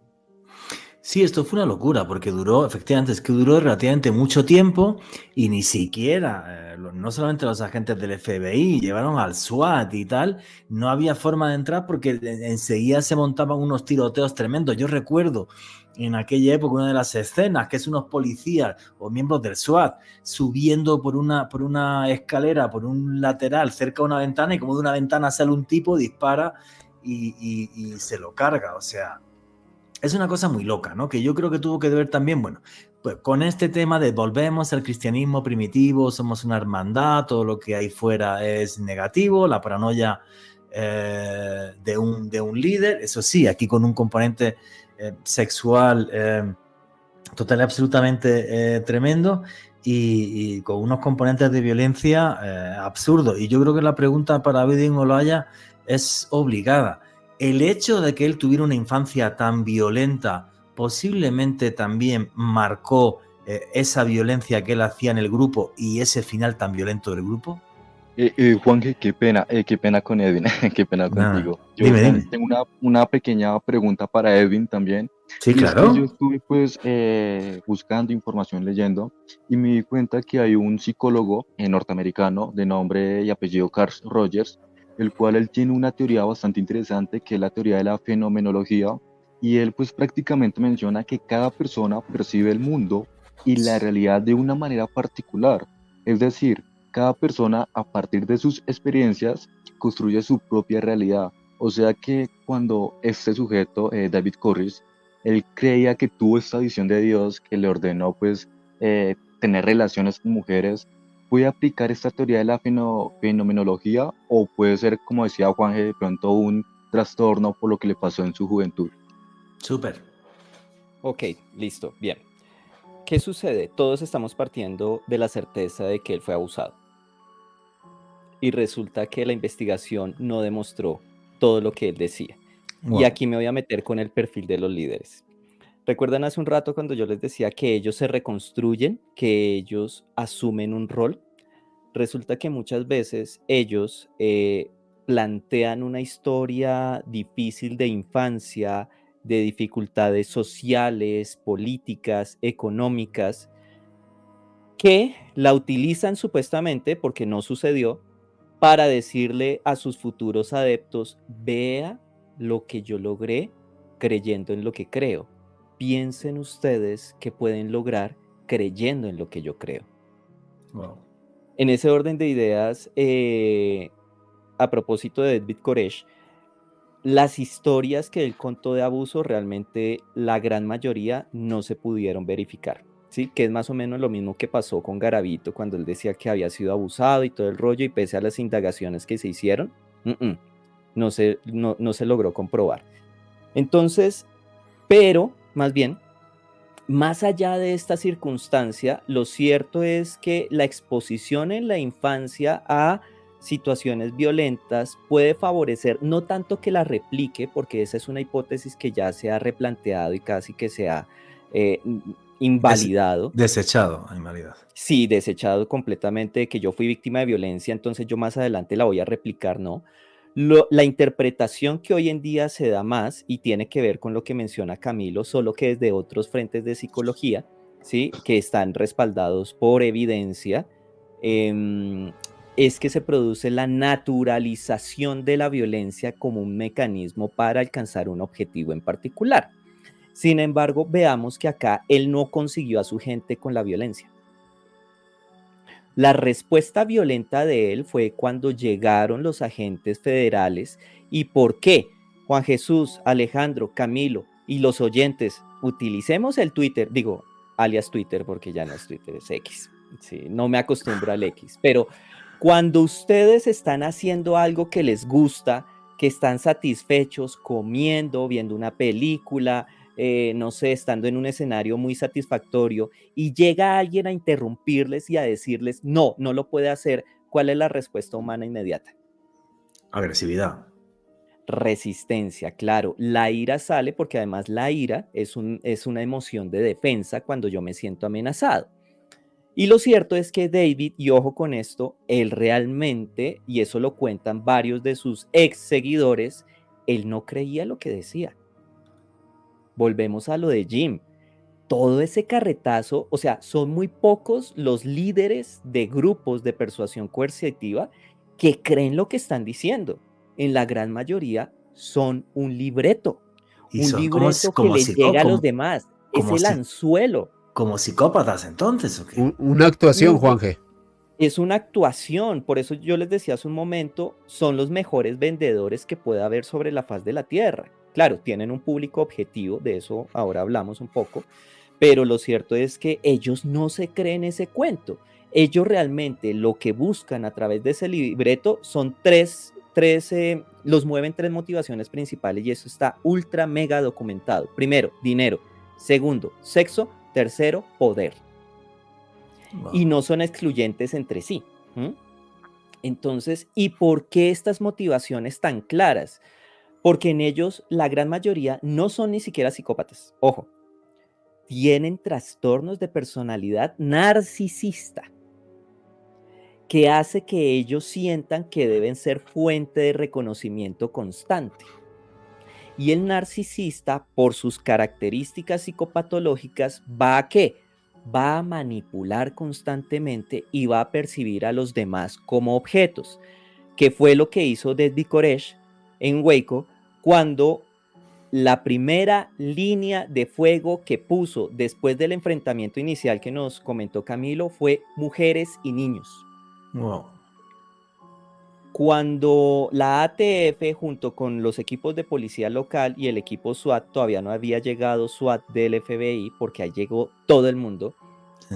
establecieron una línea de comunicación porque claramente, al igual que en el caso de Jim Jones, hubo personas que querían salir y no se les permitió. Y fueron estas personas inconformes con la ideología y con lo que estaba pasando, sobre todo con las niñas, que empezaron a discutir entre ellos. Y tal como lo mencionó Camilo, no es que se crea, es que realmente hubo una persona infiltrada porque ese grupo ya estaba siendo objeto de interés desde hacía meses atrás por parte de las autoridades. Cuando ya se tuvo la evidencia suficiente, primera, de armas y segundo, de abuso, es que se decidió de manera muy errónea que la incursión iba a ser armada. Ahí sí fue el primer fallo en esta circunstancia, en esta situación, perdón. Entonces, ¿qué es lo que hace Koresh cuando ya se desata el infierno? Decir en la línea telefónica con los negociadores que si entran, lo que se van a enfrentar es con niños y con mujeres armadas. Y de hecho hay videos de niños armados alrededor de la finca. Dios santo. ¿Mm? Y eso hizo que la incursión armada se restringiera, se limitara, y ahí es cuando empieza una gran negociación que llevó a la aplicación no solo de lo que mencionó Camilo, de la música, sino de otro tipo de técnicas psicológicas. Yo no lo diría tortura, ¿sí? Porque tortura implicaría otro fenómeno psicológico, pero sí una estrategia, y me voy a pegar a los ejemplos que ustedes pusieron, Juan Jesús y Alejandro, y es que la saturación, la sobreestimulación sensorial, lo que se busca es disminuir la capacidad de raciocinio y de defensa de los individuos para que acepten otro tipo de raciocinios, otro tipo de propuesta. En este caso era que entregue mujeres y niños y después arreglamos entre hombres, palabras más, palabras menos. Además que hubo diferentes equipos de negociadores, por eso duró tanto. ¿Qué sucede? Al ser Koresh un narcisista patológico, ultra seguro de sí mismo, con un carisma, con una persuasión, y que se creía que era lo máximo, la última Coca-Cola en el desierto, decimos los mayores de 40, ¿qué sucede? Él decide sí provocar el incendio. De hecho, él dio la orden a sus segundos para que incendiaran. Pero ojo que lo que les voy a mencionar es el detalle determinante. Koresh estaba herido de gravedad. Él no se iba a entregar vivo. Okay. Ni iba a dejar que encontraran su cuerpo. Por eso él dio la orden de incendiar todo. Dios santo. Es porque ya él se iba a morir. Iba a perder, pero iba a perder en sus términos. Con todo lo que le rodeaban. Con todo lo que le rodeaban, ya lo dijo Camilo, más de 50 y tantas personas fallecidas, más de 2 docenas de heridos. De hecho, fue tan mediático el cubrimiento, sí, claro, donde se notó lo extremo de un grupo y lo extremo del otro. Hablo del grupo de Koresh y de la policía, que incluso una anécdota acá, una anécdota bastante oscura, digo yo, me pone a pensar mucho sobre la naturaleza del mal en el plano espiritual. Y es que muchas personas llegaron a ver lo que pasaba. Si bien es cierto, la policía puso una barricada y un cordón de seguridad para que no se acercaran al inmueble, a la finca, hubo mucha gente que llegó a ver qué pasaba y a apoyar a Koresh. Y una de las personas que llegó a apoyar era un muchachito de nombre Timothy McVeigh. Allá ya Alejandro empezó a cabecear como perrito de bus diciendo, ese es el dato. Claro. Timothy McVeigh llegó a apoyar porque veía que lo que estaba haciendo el gobierno de Estados Unidos era un abuso, porque todo norteamericano tiene derecho a hacer con su vida y a tener las armas que quisiera. Para los que no saben, voy a dejar a Alejandro que nos cuente un poquito la microhistoria de qué fue lo que hizo en 1995 este espectador del ataque de Waco de nombre Timothy McVeigh. Alejandro Bernal. Y pues enlazando con lo que decía Edwin, autor material e intelectual de un gran bombazo en Oklahoma, un atentado terrorista que hasta antes del 11S había sido probablemente el atentado terrorista más importante que había ocurrido en los Estados Unidos en esa primera mitad de la década de los 90. Otro detalle interesante que hilvana lo que dice Edwin con esta historia de Oklahoma. Resulta que Dylan Klebold y Eric Harris, los chicos que perpetraron la masacre de Columbine, decían, o al menos de acuerdo a algunos investigadores, que lo que estaban haciendo o lo que hicieron en esa escuela en Columbine era una reivindicación del movimiento de David Koresh. Imagínate, Juan Jesús, a finales de los 90. Lo de Columbine, eso sí. Exacto, también se enlaza. O sea, imagínate como un hecho de violencia se hilvana con otros dos, en este caso el bombazo a Oklahoma y lo de Columbine. Ahora, sobre lo de Waco, que a mí esta historia me parece fascinante. Juan G., Edwin, Camilo y oyentes, fue el mayor despliegue militar en la historia de los Estados Unidos contra civiles, más de 660 agentes 660. y 10 tanques Bradley, Juanje. 10 tanques Bradley empleó, en este caso, las Fuerzas Armadas de los Estados Unidos para atender esta contingencia. Una locura. Ahora, sobre lo que nos decía Camilo, y un detalle muy importante.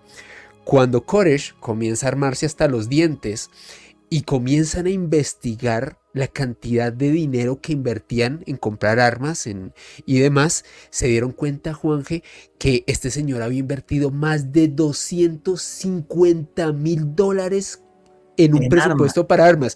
Y claro, las autoridades decían, ¿para qué unos civiles quieren gastar tanto dinero en armas? Esa fue una de las primeras alarmas que hizo que las autoridades se enfocaran en este grupo, Juanje. No, es una auténtica locura. O sea, y luego, por ejemplo, ¿no? El dato que ha dicho Edwin Olaya, muy bonito que la leyenda urbana y él dijera que tuvo abusos sexuales de niño, bla, bla, bla, bla. No hay absolutamente nada demostrado. O sea, también un poco hacerse la víctima y que fue capaz de superar las adversidades y tal para tener a su grupo controlado. Y luego, pues lo de siempre, ¿no? O sea, como algo que se basa en filosofía cristiana, cuando en principio la filosofía cristiana lo que nos cuenta es todo lo contrario, cómo se puede deformar tanto que acaba en esta locura. Y yo creo que es el caso de secta, si me apura, por lo que pasó durante tantos días, más mediático de la historia. Hay otra, ¿verdad? Suprema en Japón y tal, pero ninguna, creo yo, ¿no? Que tuvo esa repercusión tan tremenda. Y fijaros que faltan 6 minutos para terminar el programa y no va a dar tiempo a contar. Y ya es tuyo, habíamos puesto en el guión 5 sectas y ha dado tiempo a contar 2. Puedo dar 2 pinceladas de Heaven's Gate, pero ya es que me da hasta vergüenza, porque por lo que vamos a contar, casi que no merece la pena, que mejor os dejo hablar a todos y tal, ¿no? Sí es cierto, voy a dar solo una pincelada de Heaven's Gate, que provocó en marzo del año 1997 39 fallecidos, y este es un caso que me molesta especialmente porque se utiliza el tema extraterrestre y el tema de los ovnis, que es algo a lo que le he dedicado una parte importante de mi vida y de los años. 2 personas cruciales, Marshall Applewhite y Bonnie Nettles. Yo creo que Marshall Applewhite enloquece cuando fallece su compañera, aunque él era homosexual, ¿vale? La compañera sentimental, pero él era homosexual y bueno, pues toda una locura en el sentido de que él decía que recibía mensajes de los extraterrestres y además, bueno, no solo eso, sino él juega con el tema de que Jesucristo era extraterrestre, como otros grupos, como Non Siamo Soli, por ejemplo, en Italia, juega con esto y bueno, pues terrible toda esta historia que acaba con que todos ingieren un cóctel de vodka y de barbitúricos, una auténtica locura, ¿vale? Pero, en fin, bueno, no os fiéis tampoco del tema de los extraterrestres, genial, amo la ufología, pero tener mucho cuidado, lo que he dicho antes, con todo lo que son falsos mesías. Y estamos ya llegando al final de este podcast y voy a daros paso para que deis cada uno vuestra conclusión y vuestro cierre. Primero, el señor Edwin Olaya. Bueno, Juanje, muchísimas gracias. Yo quisiera acá mencionar, y espero hacerlo en 2 minuticos, yo tuve hace un tiempo que hacer una especie de consultoría a una madre que estaba acá en Colombia, acá en Bogotá, que estaba muy preocupada por lo que pasaba con su hija, porque terminó en una secta, porque acá en Colombia también hay sectas, y hay muchas, y algunas están rodeadas de misterios, y chévere, interesante, pero otras son mucho más destructivas porque son realmente grupos de persuasión coercitiva. Y esta mujer, estoy hablando hace más de 10 años, me preguntaba, ¿pero por qué mi hija? ¿Por qué a ella? Y si bien es cierto, a ella le costó mucho entenderlo, lo que quisiera compartirle a todos los oyentes es lo siguiente. Entrar a un grupo de estos tiene que ver con las vulnerabilidades individuales, ¿sí? Por lo tanto, cualquier persona es susceptible, cualquiera de nosotros es susceptible de caer en una secta. Aquí no podemos llegar con una especie de pseudo superioridad moral e intelectual diciendo, no, yo he estudiado suficiente para o no, yo tengo los recursos suficientes. No. ¿Por qué? Porque las sectas, o estos grupos más bien, siempre van a dispararle a blancos muy específicos, y con ello me refiero a personas que estén atravesando crisis personales, afectivas, laborales, que estén cursando por la adolescencia y tengan muchas dudas frente a su futuro, que incluso tengan problemas relacionales con otros, que tengan incluso inquietudes poco documentadas, inquietudes espirituales, científicas, poco documentadas, que no han podido encauzarse de una manera adecuada. También personas con rasgos muy marcados de ingenuidad, de idealismo, de altruismo. En otros casos pueden ser personas con rasgo de personalidad dependiente o que incluso sean muy aislados socialmente. Entonces, ¿esto qué significa? Que esto no se trata de incautos o de personas en monotonía, o de personas superficiales, sino que realmente lo que hacen estos grupos es buscar a los mejores compradores para venderles su producto, y en consecuencia cualquiera de nosotros somos el comprador objetivo de cualquiera de estos grupos, porque ahí es cuando viene la reflexión final. Debemos estar atentos a cuáles son esos vacíos, cuáles son esas carencias, cuáles son esas preguntas que nos mueven, que nos afectan, para reconocer eventualmente por dónde alguien, sea el líder de una secta o sea una pareja en una relación tóxica, nos pueda llegar a manipular y a producir muchísimo daño. Amigo, pues muchísimas gracias por tu reflexión. Oye, Edwin, tus redes sociales, tu canal de YouTube, para que la gente pueda seguirte. Juan Jesús, muchísimas gracias a todos. Un gusto compartir con ustedes, y será un gusto seguir compartiendo si me acompañan en Instagram Olaya M, y más especial en YouTube, canal /criminológica, contenidos de este tipo, pura realidad, cero ficción, desde el conocimiento de los casos, de los criminales y de la ciencia. Bienvenidos todos. Muchísimas gracias, amigo. Camilo Manjarres, tu conclusión y tu cierre. Sí, Juanje, bueno, bueno, primero que todo, gracias por la invitación, ¿no? Gracias a Juanje, Alejo, a Edwin y a cada oyente por permitirme estar acá. Y bueno, desde las ciencias sociales y la historia, creo que esto se puede analizar detalladamente, ¿no? Porque encontramos que estas sectas, estos grupos, tienen características muy interesantes que se analizan en las ciencias sociales, como es la violencia simbólica, el análisis del discurso y demás. Entonces creo que es un tema bastante interesante y que podríamos más adelante, ¿por qué no?, hablar sobre sectas en Colombia. Sería un tema bastante interesante.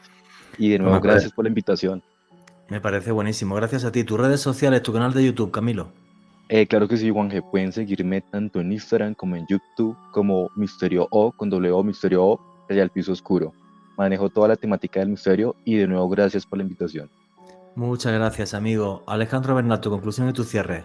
Muy rápido, Juanje, un repaso a través de la manipulación. Tristemente, no se dejen aislar de nadie, no se dejen manipular, mucho sentido común, mucho pensamiento crítico. Creo que es la gran reflexión de este programa, y me pueden seguir en redes sociales, en Twitter, Instagram y TikTok en @alebernalpress con doble S. Y si les gusta mi trabajo, los invito a que se suscriban a mi canal de YouTube Mandrágora Misterios en YouTube.